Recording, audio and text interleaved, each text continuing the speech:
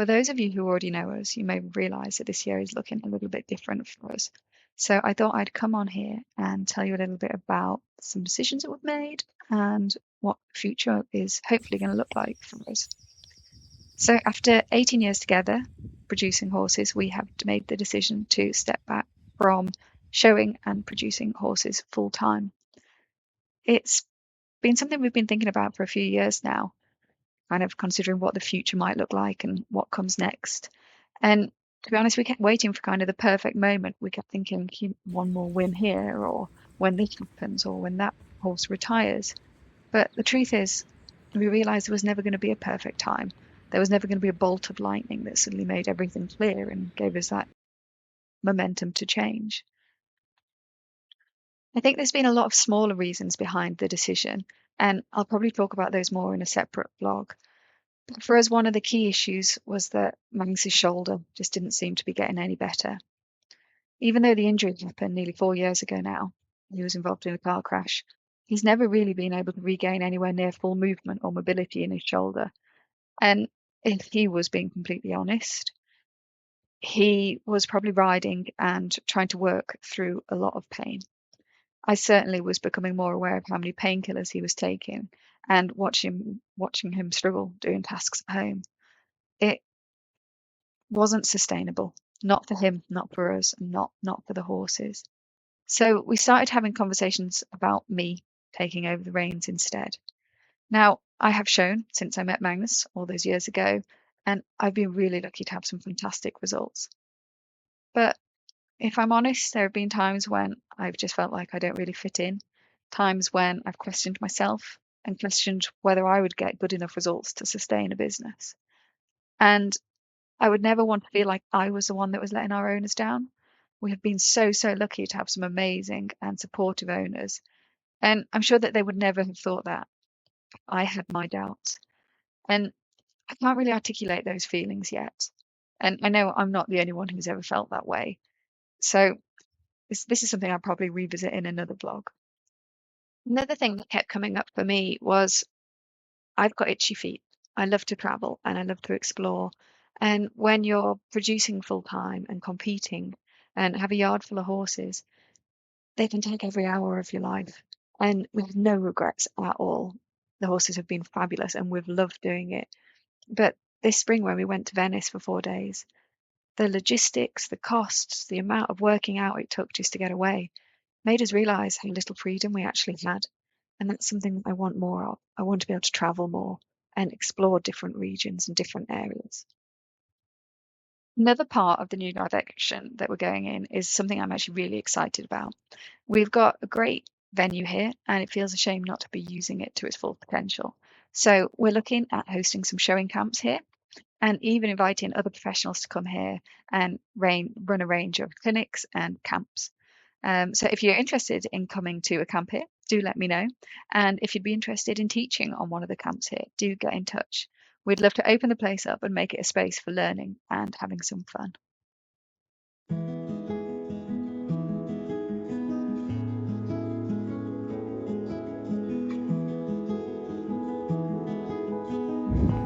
We've decided to come down and view the local auction house. There's a country house sale going on, so we're hopefully going to see some very beautiful things. Keep our eyes open for, not quite sure what we need, but we might need something. We might see some beautiful antiques that we feel we need.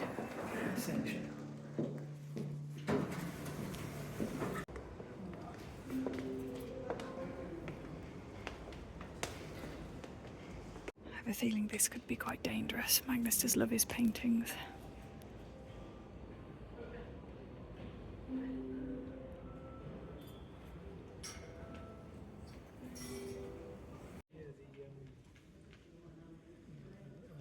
Mice and cattle. Mm.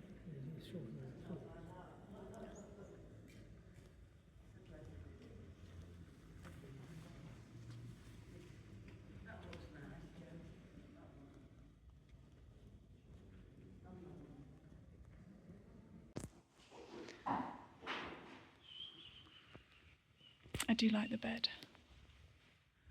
And it's not just because I'm tired.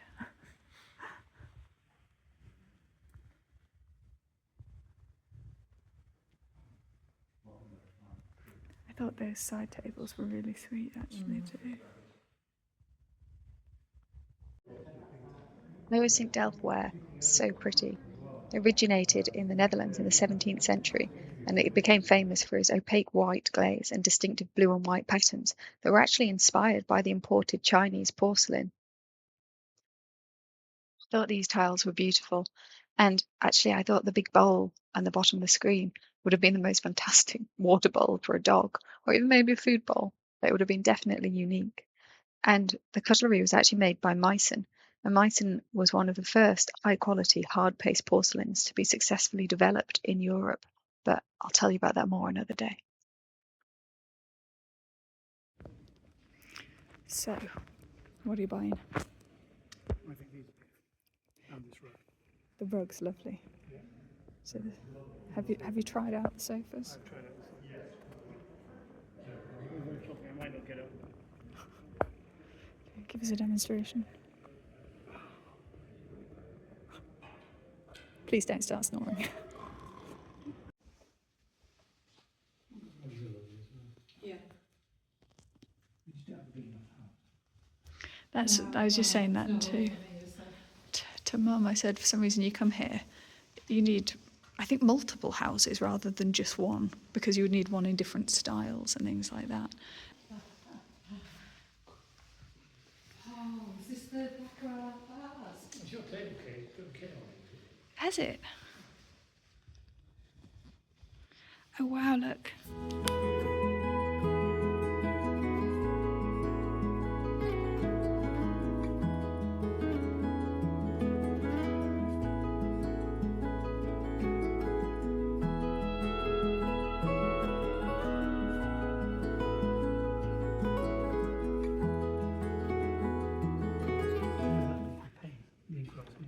Oh, is it? Oh, it probably has. There's another one there, which is our list, isn't it? That is so cool.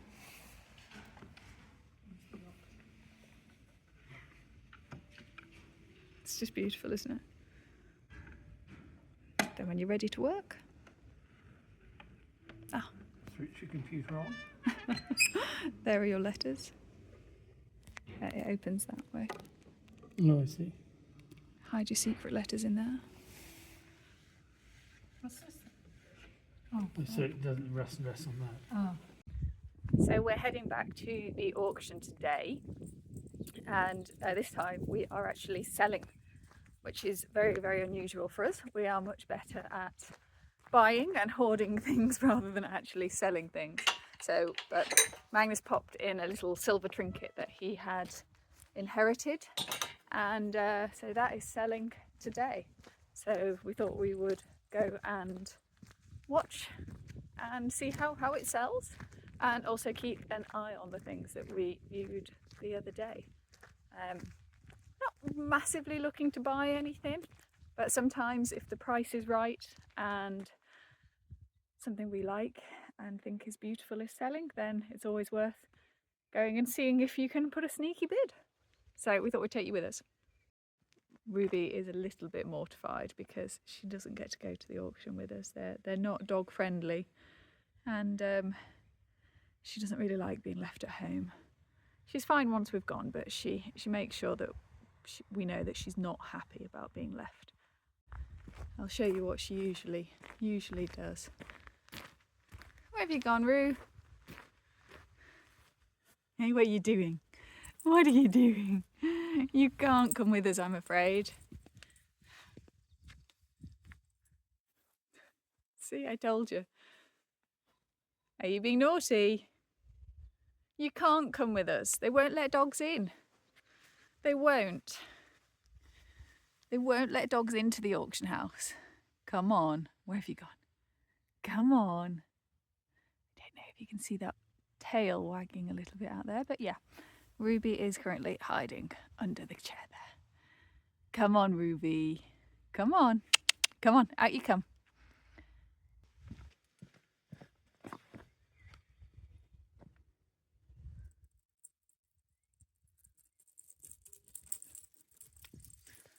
You are the cheekiest dog. What are you doing, Rubes? Ruby wouldn't come Sorry, let's rephrase that. Ruby got upset when I told her she wasn't coming with us, and so she hid under the garden furniture. And she's only just come out. Oh, Ruby! Come. So I got the scone with an iced latte. Mangs went for the hot chocolate, and I think a bacon butty as well, didn't Making my roll, yeah.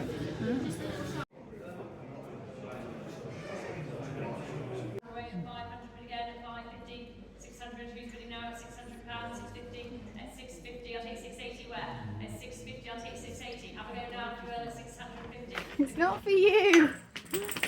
Not for Ruby. Nothing in there for you. She always likes to check and just to make sure that we didn't. There's no sneaky toys or anything in there for her. Oh my god! Look at the state of this weather. I really hope that passes us by and that we get to keep the blue sky